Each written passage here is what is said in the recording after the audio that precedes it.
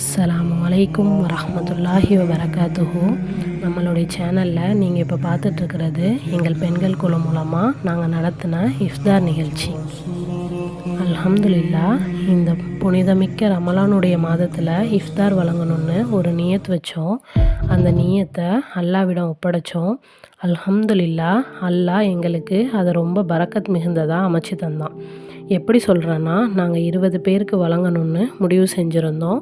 ஆனால் அது 35 பேருக்கு வழங்குறது மாதிரி அமைஞ்சிட்டு. அல்ஹம்துலில்லாஹ், இது மூலமாக அல்லாவோட பரக்கத் அதில் இருந்துச்சுன்னு நாங்கள் நம்புகிறோம்.